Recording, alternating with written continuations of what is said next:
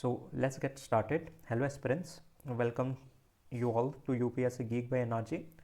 Today's lecture is very special and one of the most eminent theory by Aristotle, and the theory is his theory of revolution and justice. Okay, so basically there are two theories, that is theory of revolution and theory of justice of Aristotle, right? But for the sake of political science and for the UPSC, basically there is a high correlation between the two theory, that is of revolution and justice, right? And his theory of revolution and justice is even very relevant to the present context as well, right? Let's say take the case example of Sri Lanka, right, where there is a huge crisis going on, right? Country is almost on the verge of bankruptcy, and now which is being relieved by trans that is being rendered by IMF and being supported by many countries like India, right? So if you will study the countries like Sri Lanka deeply, you will understand what was the cause of revolution, right? And once you get to understand the major cause or the root cause of such revolution, you will be able to correlate very efficiently with the Aristotle's theory of revolution and ultimately his theory of justice. Okay, so with this, let's get started with his theory of revolution and justice. But before moving further, I would love to have you all subscribe to the channel, that is UPSC Geek by NRG, and also like the video. I'm hoping that you all are loving this lecture series. Okay, so let's get started with his theory of revolution first. Okay, so Aristotle is a conservative, okay, in contrast to his teacher that was Plato, basically, who was a radical, who always promoted the idea of revolution to completely phase out the ruling party which was going on, or the ruling government which were ruling the state of Athens, and bring the rule of philosopher king, right? In contrast to that, his student Aristotle is a conservative in nature, who is also an status quoist. Okay, he is not comfortable with the change, right?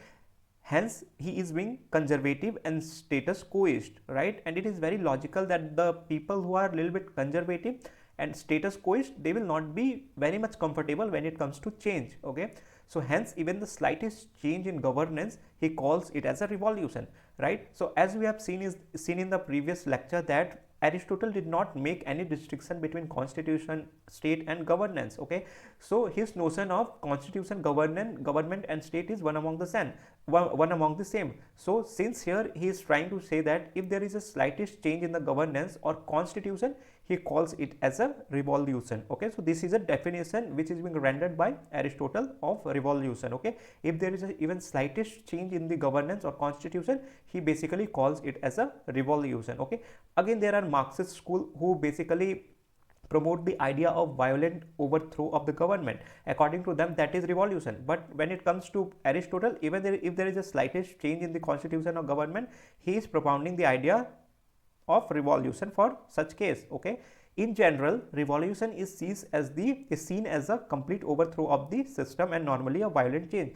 In case of Marxist school, basically, right, which is seen as the violent overthrow of the system, right? So Aristotle has done exhaustive study of causes of revolution, right? As we have seen that he is also known as father of political science or constitutionalism, because he has deeply studied the 158 constitution of his time to formulate or to come up with his idea of justice, his idea of revolution, his idea of laws and etc., right? For that reason, he is also being labeled as or venerated as father of political science. He has given the general causes and particular cases of revolution, that is regime specific. After doing a meticulous study of 158 constitution, he has given the general causes and some of the particular regime specific cases when it comes to revolution, right? Like if there is, let's say, a monarchy, what kind of revolution is potential there, right? What kind of inequality or the feeling or sense of divide can lead to the revolution? So after studying meticulously 158 different constitution, he has given his idea of causes of revolution and revolution, right? So according to Aristotle, whether it is a tyranny or aristocracy, the most common cause is the feeling of inequality, right? So here he is giving the basic idea, that is what is the very basic cause of revolution. He is saying the feeling of inequality among the citizens. If there is a feeling of inequality, even if that is the slightest, it will lead to the revolution in the government. Okay, so hence there is a inequality in the society, and it may be real or imagined. There is a possibility of revolution, right? Whether the feeling of inequality, irrespective of it being real or imaginary. Even there is a slightest of feeling of inequality or divide of property in the citizens, among the citizens, it can lead to the revolution in the government. Okay, hence Aristotle suggests that the ruling class should be extremely cautious, that people should not develop the feeling that they have not been treated equally. Okay, so hence the ruling class should be overly cautious when it comes to making sure that people do not have the feeling of injustice prevailing among themselves. Okay, so the idea of equality is linked to the idea of justice, right?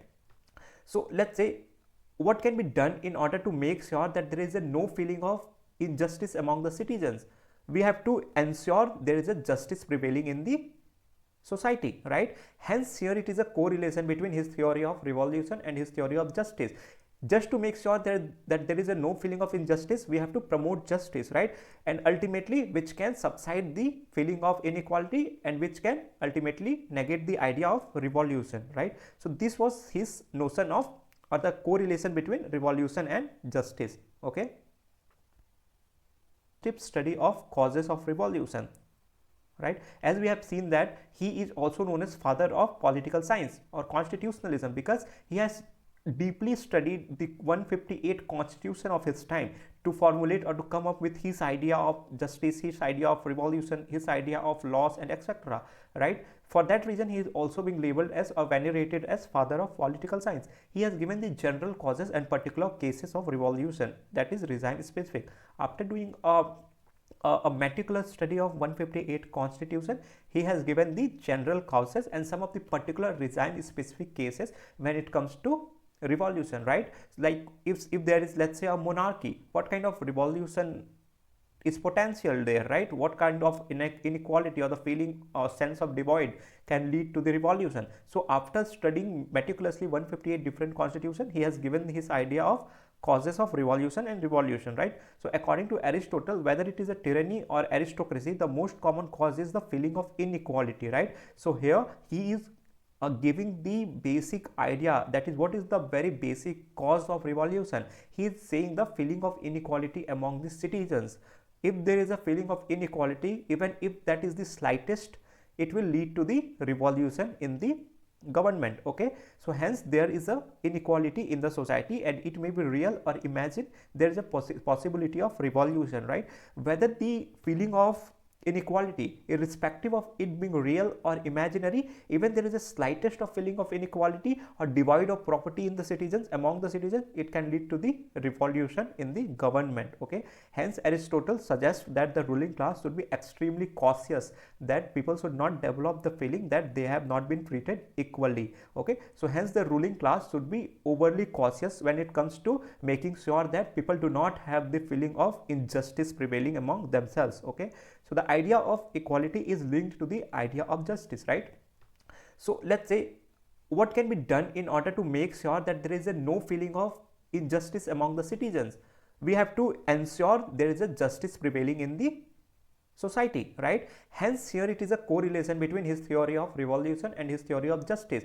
Just to make sure that there is a no feeling of injustice, we have to promote justice, right? And ultimately which can subside the feeling of inequality and which can ultimately negate the idea of revolution, right? So this was his notion of, or the correlation between revolution and justice. Okay,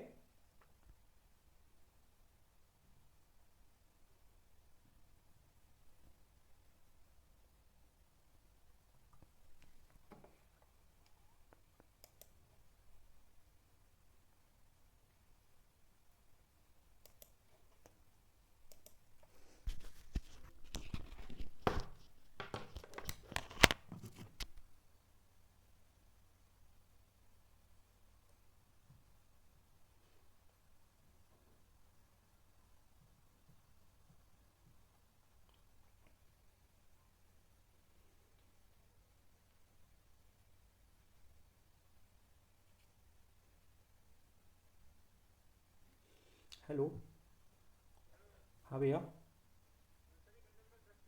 अच्छा अच्छा, भैया आपको देखो, exactly अभी आपके सामने क्या है, बैठक के पास हो या बैठक से आगे आगे थोड़ा? बैठक बैठक के पास में हो या बैठक के आगे आगे थोड़ा? बैठक के पास है वो जो पूसा बाउंड्री वाली रोड है भैया, सीधी सीधी जिस रोड से आप आए थोड़ा और आगे आइए ना, उसी गली बाउंड्री वॉल से सट के बैठक के सीधा सीधा आना। एक इलेक्ट्रिक पोल दिखेगा, देखो एक ट्रांसफार्मर दिखेगा, इलेक्ट्रिक पोल दिखेगा। हाँ उसी रोड में आ गया हो थोड़ा। फर्स्ट फ्लोर में ना आप अपनी, आप अपने एक इलेक्ट्रिक पोल पोल दिखेगा, उसके जस्ट सामने वाली बिल्डिंग में फर्स्ट फ्लोर में एक पीला कलर का बोर्ड दिखेगा भैया। हाँ नहीं नहीं, तिवारी नहीं है, थोड़ा पीला कलर में गोयल एंटरप्राइजेस लिखा होगा, देखना फर्स्ट फ्लोर में पीला कलर का एक छोटा बोर्ड होगा। थोड़ी आगे आओ।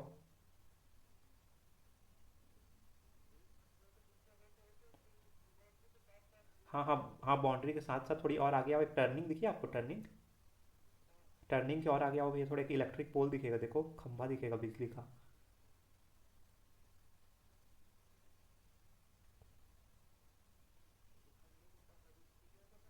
हाँ हाँ, पीले रंग का बोर्ड है ना, गोयल एंटरप्राइजेस लिखा होगा।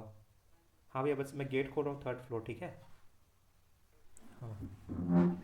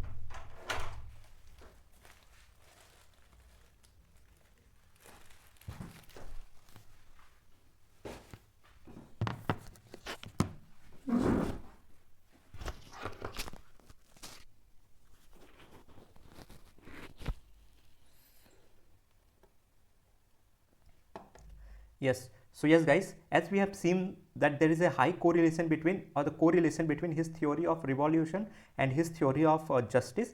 The Aristotle's famous or most prominent statement is, it is unjust to treat equals unequally, and it is equally unjust to treat unequals equally. Okay, this statement or this quotation is manifestation of his relation between his theory of justice and his theory of revolution, right? Let's give it one more read. It is unjust to treat equals unequally, okay, and it is equally unjust to treat unequals equally. Okay, so let's see what the statement is all about. In above statement, Aristotle has given his idea of justice and equality, right? So what is the idea between idea of justice and inequality propounded by Aristotle? Okay, he gives the theory in the context of describing the most common cause behind revolution, right? So if you will see this statement, it is unjust to treat equals unequally, okay, the first part.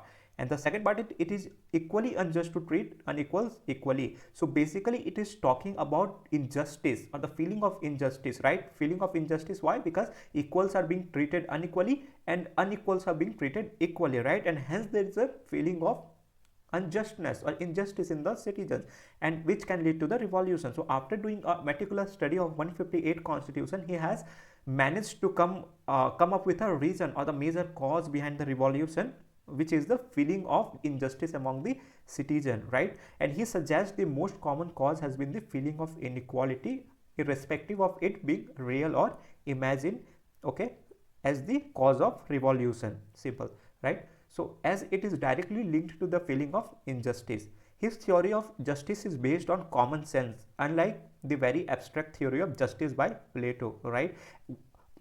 What was the justice like theory of justice by Plato? He talks about philosopher king. He talks about the division of classes, and each class should do their own job which is suited or particular to them, right?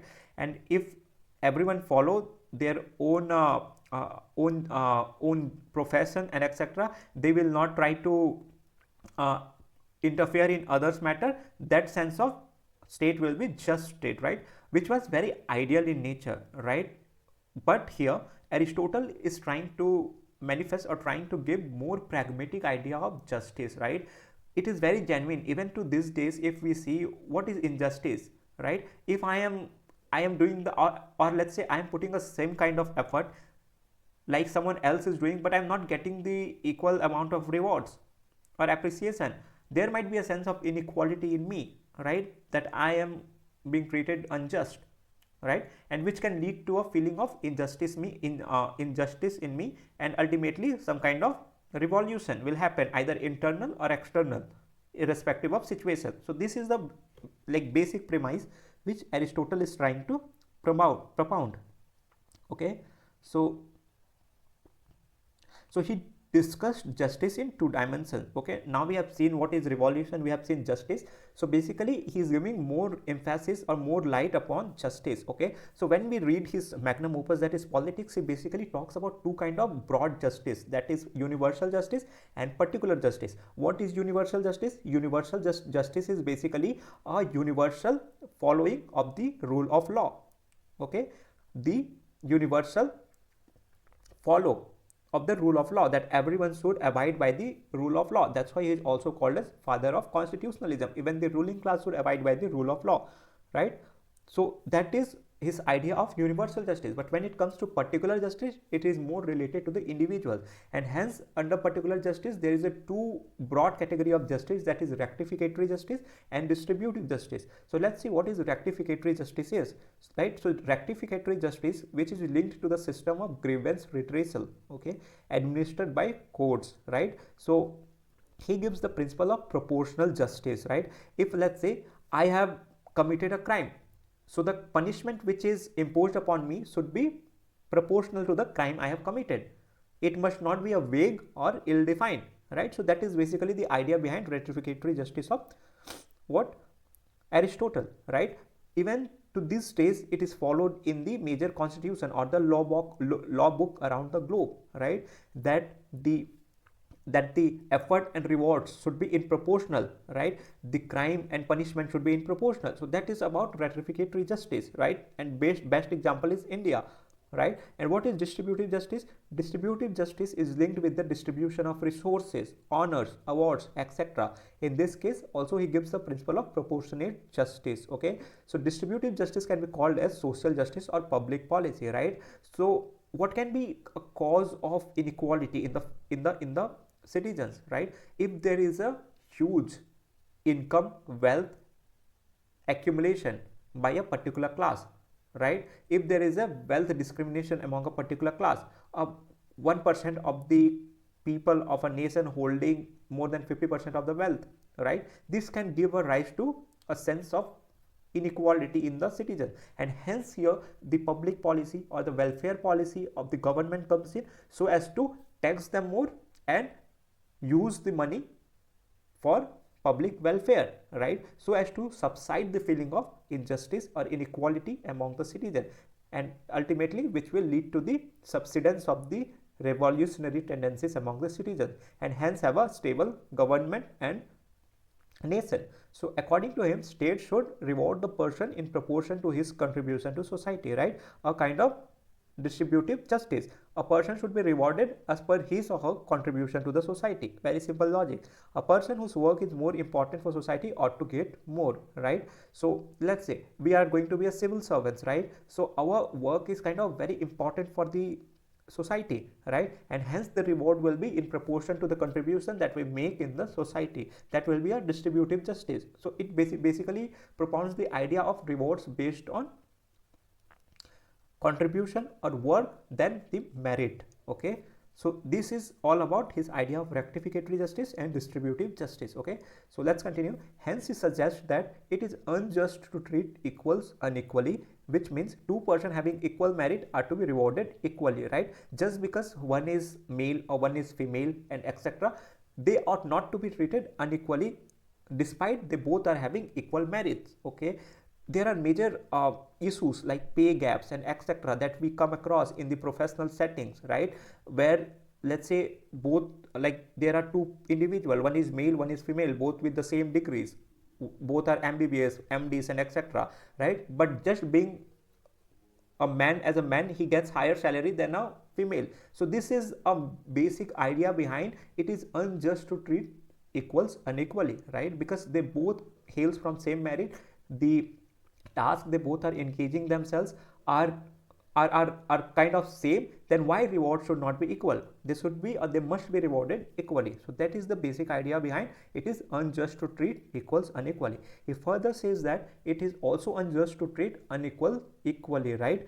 Two persons who differ in merit, if state gives them equal treatment, they are bound to feel injustice. Let's say the best example is nepotism, right? If there is a struggling middle person, like a middle class citizen, right, who is toiling day and night, right, for a particular position, but if there is a individual who comes from a high class society, and just being he comes from a high class society, he gets that particular position, how a feeling of inequality that will be sensed or the felt or the feel that the particular middle class individual will feel, right, which will ultimately lead to a feeling of inequality and can be a cause of revolution in the person, right? So he further says that it is unjust to treat unequals equally, right? They should be rewarded on the basis of the merit, and hence they should be not treated equally, right?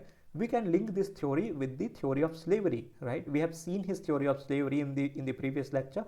If you guys haven't watched that, I'd love to have you all watch the lecture, because it is very significant for the exam and also for the knowledge purpose. Okay, so according to him, some are masters by nature and some are slaves by nature. If masters and slaves are treated equally, this itself is injustice, right? So here his theory of justice can also be regarded as a kind of justification which is being rendered for his theory of slavery, where he is making a distinction between two kind of people, that is, one is master by nature and other is slave by nature. Okay, so how if they both will be treated equally by the government, how injustice that will be for both of them, because nature wise, naturally they both are different. One that is master, reason dominates, but in other that is slaves, strength dominates, or power or courage dominates, right? So this is where he makes a distinction, and hence he propounds the idea that it will be unjust to treat both of them equally, right? So it is also a justification for his theory of slavery, right? So let's do a critical evaluation of his theory of revolution. Aristotle's theory of justice is actually the justification of injustice. Okay, just I have talked about in the previous slide. Okay, the injustice which was being prevailing, that is his theory of slavery. So it is a kind of injustice of a justification for injustice. He believes that merit should be the principle of distributive justice. Fair point. There should be a merit, which should be a principle of distributive justice. If I contribute X amount, my reward should also be proportional to the X amount. Okay, it should not be either more or less. Hence, it is completely based on the merit and the contribution, and it is the basic idea behind distributive justice, right? So however, according to the contemporary scholars, merit is a flawed argument. Okay, very important. According to the contemporary scholars, merit is very flawed argument. So let's see why merit is a flawed argument. Okay, so there is a link between merit and opportunities or circumstances, right? So just to give you an example, let's say there are two people. Okay, both have done MBBS. Okay, so one is coming from a poor background and one is coming from well-to-do family. His family owns a well medical health care hospitals. Well, so here the opportunity will be very much circumstances oriented, because there are higher chances that he will directly get employed in the family hospital, right? But at the same time, there is very less likely that the poor will get the same kind of reward, that is being employment in the well hospital, right? Very prominent hospital. So here basically the contemporary scholars talk about that the merit is very flawed argument because it is very much influenced by the opportunities or circumstances, right? So merit can not be only one factor on which the idea of distributive justice can be based upon, right? So just think there are many examples, right? Like let's say one person who is very good in acting, just because the other person he's a son of, let's say, a famous Bollywood star, he gets an opportunity than a normal ex guy, right? So this is very much circumstances and opportunity based, despite both of them having equal caliber, equal merit, equal dexterity, and etc., right? So this is what a contemporary scholars are basically talking about, that merit cannot be a only factor, because merit is very flawed argument, a very flawed concept. Okay, in a society like India, where there have been a massive inequalities and injustice with certain section of community, merit alone cannot be principle so long there is no social labeling, right? So we always talk the idea of level playing field for entire community, then having a merit as a factor for distributive justice, right? At least we should give a level playing field to the people who have been burdened with the sense of inequality since the precedent dates, right? Like the practice of caste system, the practice of untouchability, and etc. Just think about the emotional psychophysiological impact they might be having due to the prevalence of such a ill caste system and etc. in our country, right? So the contemporary scholars propound the idea that first we should bring them to the level playing field where everyone become equals, then we should apply the concept of merit for the notion of distributive justice. So this is the idea which is being talked about by the contemporary scholar, and it is very prevalent in today's practical scenario. That might not be the case during the Aristotle times, because here see, we are critically evaluating Aristotle times from the present pretext, okay, present situation, right? So here we are drawing a kind of comparison, right? So hence Constitution of India goes for the principle of positive discrimination, right? In order to bring or give the level playing field to the all communities in favor of weaker section of the society, right? So this was a idea of critical evaluation of his theory of revolution, okay, and justice. So he further walks a step further, and he gives some other causes of revolution, right? First is the feeling of inequality that we have seen in the previous slide, but Aristotle talks to the regime specific causes, right, and cases as well, like what can be other causes of revolution. So let's say when it comes to monarchy, a very regime specific causes. When it comes to monarchy, what can be a cause of revolution? Family conspiracies and jealousies. So if you see all these classics, when it comes to the English authors, right, the mainly revolution which was being caused in their masterpiece or the novels, that was due to the family conspiracies, a son killing a dad just to have a power, or a brother killing a king just to overthrow him and get into the power. So family conspiracies and jealousies were the one of the major cause, and still it is one of the major cause of revolution in monarchy regime, right? We have seen how even the Indian rulers who have killed their own father just to dethrone them and have them on that particular position, right? So Aristotle suggests the idea that family conspiracy and jealousies prevailing among the monarchical class is one of the major cause when it comes to revolution in monarchy specific regime. Second, he talks about aristocracy or oligarchy, like what can be a reason when it comes to aristocracy or oligarchy when it comes to cause of revolution. So he basically says conspiracy by poors, okay. So as we know that aristocracy is the rule by few elites or the rich class of section, okay, or rich class of society. So hence here the poor can conspire to overthrow or kill the aristocrat class, right? So because poor will not trust rich ruling class, right, because they are being subjected to a lot of exploitation. So it is very logical that they will not end up trusting the rich ruling class and getting them conspired and dethroned, okay. Best example is CPC in contemporary China, that is Communist Party of China, right? It is also a kind of elitist regime which is being ruled by Xi Jinping, okay. And third is the democracy. What can be a cause of revolution in democracy regime? So it is basically, what is democracy? Democracy is basically rule of many poor and ignorant, right? A demagogues basically, okay, rule of many, poor and ignorant. So conspiracy of rich against poor, right? Like in most of the democracy, what we see that a few rich class start controlling the poor or the ruling party or the ruling government, right? So here a rich class can conspire against the poor in order to dethrone them and have them available for the position of rulership. Okay, so these are some of the other causes of revolution being propounded by Aristotle. So he also now gives some of the general causes, right? We have seen from very regime specific perspective, right? The first from the citizen perspective, that if there is a feeling of inequality among the citizen, then there can be a revolution. That was a citizen perspective. Now he gives the regime specific perspective. In case of monarchy, he gives there is a internal conspiracy or sense of jealousy. Then it comes to the aristocrat class, the conspiracy by the poor and etc., right? So this was very regime or the government specific. Now he gives some of the general causes.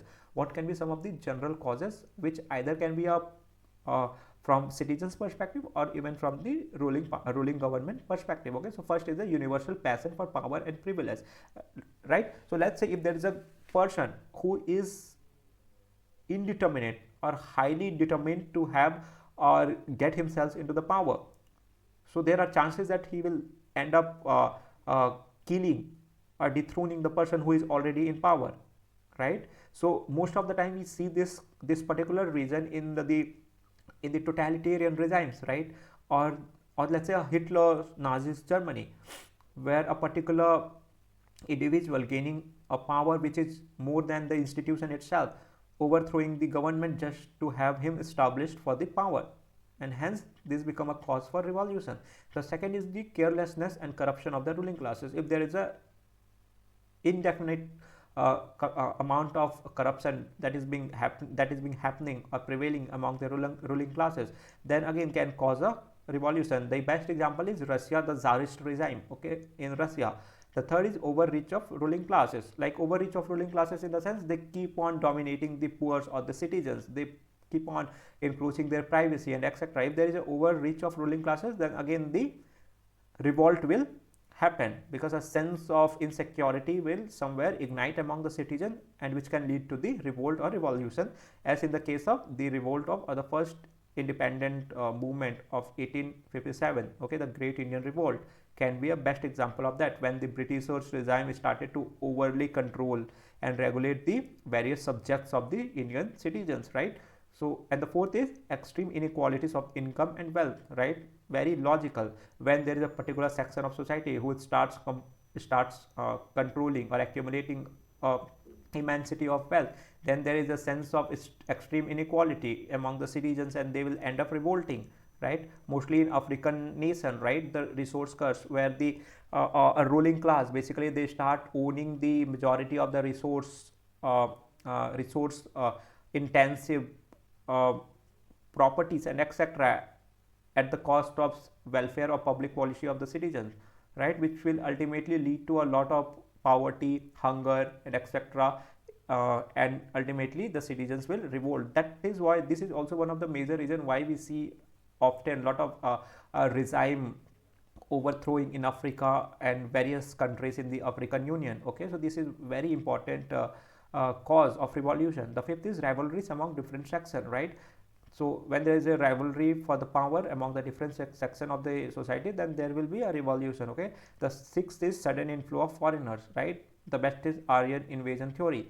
When there were influx of foreigners that who were Aryans, they completely eliminated the local Harappa civilization people, and they set up power here. Okay, so sudden inflow of foreigners to just, or the colonialists or the Britishers. Okay, so best example, if ruling class ignores small changes, right? If there are very small specific changes that is happening in the citizens and ruling class just oversee them, then it can become one of the major cause for revolution. The eighth is if state rewards those who do not deserve. Okay, the state rewards those who do not deserve, in the sense that the people who are of elite class, the state keep on rewarding them at the cost of general citizens, right? Then again there can be a cause of a revolution. Similarly, disproportionate increase in any aspect of any state, right? Like disproportionate increase in the sense, let's say a democracy state becoming a policing state, when there is a exaggerated control or regulation of the citizens, then again there can be a cause of what? revolution. Okay, and the last is change in the natural characteristic feature of this world, like people like change. Okay, so when there is a sway of change, best example is anti-incumbency, right? So when people want change and there is a kind of stuck which is being happening, right, for a longer duration of time, then again people will incline towards change and there will be a revolution just to bring the change in the society. Okay, so with this we come to the point, what are the various measures to deal with revolution. Okay, so the first reason which is being propounded by Aristotle is that states should cultivate the spirit of obedience among citizens, right? So how can state do that? By promoting education, right, by promoting right awareness about various policies of the government, right, so that a spirit of obedience, of patriotism should be ignited in the citizens, right, by various activities like national songs, anthems, and etc. This is also one of the reasons, just to have a people of a nation united, we promote such ideas so as to develop or ignite the spirit of obedience among the citizens, so as to subside or negate any chances of revolution in the nation. Okay, what is the second measure?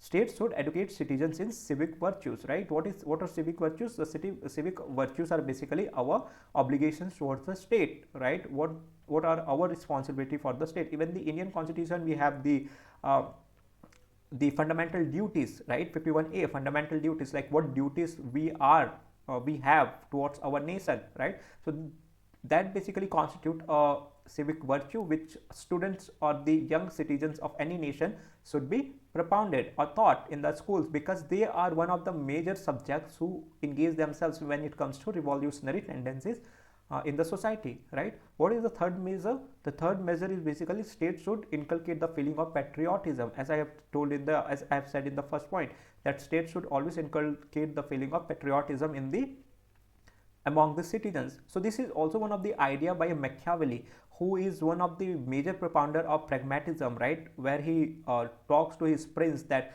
a prince should be a lion and a fox simultaneously, right? He should ensure that the feeling of patriotism is always inculcated among the citizens so as to avoid any kind of revolution or revolutionary tendency in a society. And the fourth and the last measure is states should treat the causes giving rise to revolution, right? So as in the previous lecture, we have seen one of the general causes that the ruling government basically they neglect or ignore some of the basic or meager changes that take place in the society, right? Because the society or the world is a world of change, right? And hence smaller changes will always take place.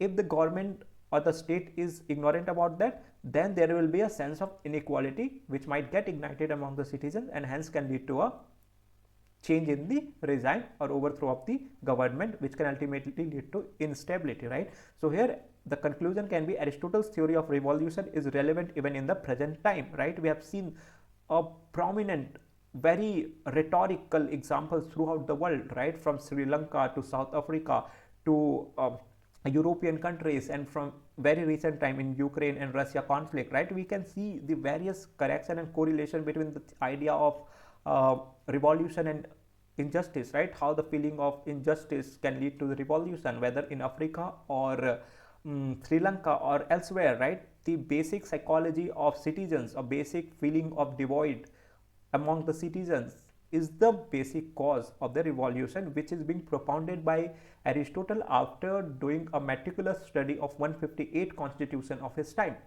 This is not an easy deal, right? With this I come to end, right? This is one of the major very important theory when it comes to Aristotle politics, people. So I would just not choose to give you more theories so that you can keep your thought around his theory of revolution and justice and come up with your own set of thoughts. Is the idea which is being propounded by me is still relevant in today's present times? Is a feeling of inequality still a cause for revolution in any countries? Let's say Sri Lanka, we have seen the very recent example. Let's say in Afghanistan, right? Are this a real relevant cause even in present times? We have to give it a thought, right? And also mention in the comment box what are your perspective about these ideas which is being propounded by Aristotle. All right, with this we come to an end. Thank you for sitting till the end. I am hoping that you guys are having good time and striving each day, because thus you strive so you thrive. आप जितनी मेहनत करेंगे उतनी आपको फल मिलेगी. With this, have a good day guys, and make sure to subscribe to the channel, that is UPSC Geek by NRG, and also like the video.